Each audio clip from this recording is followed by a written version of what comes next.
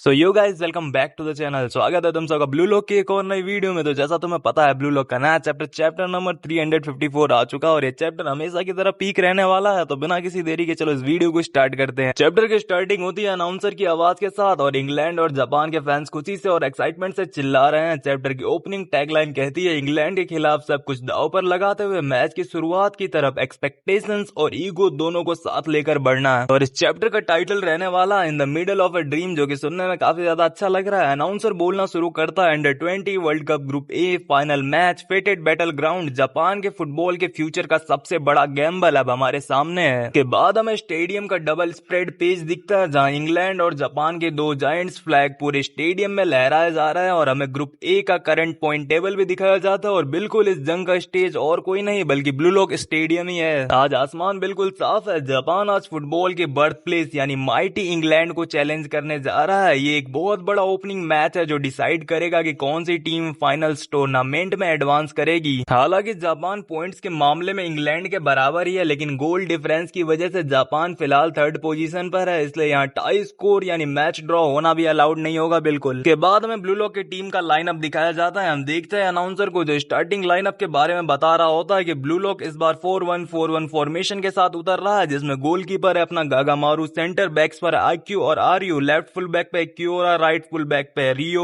और अपना centre defensive midfielder है करासु। वहीं पे ऑफेंसिव मिडफील्डर है इसागी और ह्यूरी, लेफ्ट विंगर है यूकिमिया, राइट विंगर है जानतेत्सु और स्टार्टर स्ट्राइकर जो है वो है सीदो रियुसे। वेल यहाँ पे सीदो की जगह तुम लोग बारो को भी खिला सकते थे। अनाउंसर्स आपस में बात करते हैं फाइनली ये मैच का पल आ गया है और नात्सुकी कहता है कि हाँ फाइनली मैच तक पहुंच गए हैं हम, स्टेडियम भी पूरा फुल है तो चलो अपना सब कुछ झोंक देते हैं। आगे वो कहता है तो ये है जापान का स्टार्टिंग लाइनअप। वाओ, ये उनके फ्रांस के खिलाफ मैच से काफी अलग है। ऐसा लगता है उन्होंने रेन को स्टार्टिंग लाइनअप से हटा दिया और उनकी जगह सीधो रियुसे को रखा है। आपको क्या लगता है उनका एम क्या है? वेल अगर मुझसे पूछो तो मैं थोड़ा बहुत खुश हूँ यूकिमिया और जानतेत्सु को गेम में देखकर। अनाउंसर अपनी बात को कंटिन्यू रखता है जबकि जापान के फैंस एकदम एक्साइटमेंट से भरे हुए हैं। वो लोग ड्रम बजाए जा रहे हैं और स्कोर बोर्ड पर हमें दिखता है इंग्लैंड वर्सेस जापान का स्कोर जो कि 0-0 ही है ऑफकोर्स। अनाउंसर आगे कहता है कि ऐसा इसलिए है क्योंकि उन्होंने पिछले मैच में अपने अटैक्स की लिमिट को देख लिया था कि अब उनकी इस अननोन बस्ट ऑफ स्ट्रेंथ के लिए एक्साइटेड नहीं है। इस फॉर्मेशन में उनके दो विंगर्स काफी ज्यादा इंटरेस्टिंग लग रहे हैं। इंग्लैंड के लिए भी ये एक ऐसा मैच है जो हारने पर सब कुछ खत्म हो जाएगा। और आखिर वो कौन होगा जो नॉकआउट टूर्नामेंट का फाइनल टिकट हासिल करेगा? और यहाँ पर सीन शिफ्ट होता है ब्लू लॉक के लॉकर रूम की तरफ जहां हम देखते हैं ईगो सभी ब्लू लॉकर से बात कर रहा है। हमें आईक्यू, गागामारू, कियोरा और आरयू तैयारी करते हुए दिखते हैं। ईगो कहता है प्रेपरेशंस कंप्लीट है, हम जो कर सकते हैं हमने किया, बस एक ही चीज बची और वो है जीतना। इसके बाद ईगो अपनी वही एपिक लाइन दोहराता है, मेरे बिना तरासे हुए नगीनो। ईगो यहाँ पे अपना चश्मा थोड़ा सा एडजस्ट करता है जिससे हमें दिखता है कि उसके हाथों पे एक पट्टी बंधी हुई है। अब मैं तुमसे पूछना चाहूंगा तुम्हें पता है आखिर ये पट्टी बंधी क्यों है? यार ये चीज तुम कमेंट्स में ही बता देना। और आगे हम देखते हैं कि यूकिमिया, रियो, ह्यूरी, जानतेत्सु रेडी हो रहे हैं और ईगो आगे कहता है लेकिन मत भूलना यहाँ तक पहुंचने के लिए कड़ी मेहनत करने का एक मतलब होता है और अगर आज यहाँ हम हार भी गए तो ये एक अनफॉरगेटेबल एक्सपीरियंस होगा। ये सारे आइडियलिस्टिक थॉट्स जो हारे हुए लोगों को एक झूठा सुकून देते हैं बिल्कुल ट्रैश है, प्रोसेस की कोई वैल्यू नहीं होती, हमें सिर्फ रिजल्ट चाहिए होते हैं। आगे हम सीधो और करासो को देखते हैं जहां सीधो स्माइल कर रहा है और करासो शांति से बैठा हुआ है। ईगो अपने हाथ फैलाता है और कहता है कि अपनी पास्ट सक्सेस को भूल जाओ, जो इस वक्त नहीं चमक सकते वो कचरा है। ब्लू लॉक कोई मेमोरी नहीं है, तुम यहाँ हिस्ट्री क्रिएट करने के लिए आए हो। और भाई साहब इतने तगड़े मोटिवेशन के बाद तो कोई भी बंदा हवे में आ जाता। इसके बाद हम बाचिरा, ओटोया, बारो और सेंदो को बैठे हुए देखते हैं और साथ ही हमें इसागी और आनरी भी देखने को मिलते हैं जो बड़े गौर से ईगो की बातों को सुन रहे हैं। ईगो यहाँ पर अपनी बात कंटिन्यू रखता है और कहता है कि मैच के दौरान अगर हम सबसे बुरे आउटकम यानी हारने तक भी पहुंचे या अगर तुम्हारे दिमाग में कोई नेगेटिव या इनसिक्योर थॉट्स आए तो उस सब का ब्लेम मुझ पर डाल देना। हारने के डर से सोचना बंद कर देना सबसे बड़ा पाप है और इस सारी रिस्पॉन्सिबिलिटी मैं लेने वाला हूँ। ईगो अपने हाथ में मुट्ठी बांध लेता है और हम देखते हैं चीगरी, कुनेगामी और नीको को जो कि यहाँ सब कुछ ध्यान से सुन रहे हैं। और ईगो कहता है कि सक्सेस तुम्हारी है, अपने दिमाग में ये बात बांध लो कि सारी फेलियर मेरी है, इसलिए चाहे जो भी हो जाए आखिरी सेकंड तक अपने खुद के गोल के लिए तड़पो, दुनिया का सबसे बड़े ईगोइस्ट बनने की तरफ लगातार आगे बढ़ते रहो। इसके बाद ईगो अपना फाइनल डिक्लेरेशन देता है जिससे पूरे ब्लू लॉक के अंदर आगे लग जाती है। Now let's go blue lock, unleash your hanger for the victory. और भाई साहब मेरी नजरों में ये लेक्चर इतना ज्यादा पीक था भाई पूछो ही मत। बिल्कुल ऐसा लग रहा था जैसे ईगो कहना चाहता हो जो पानी से नहाएगा वो लिबास बदलेगा और जो पसीने से नहाएगा वो इतिहास बदलेगा।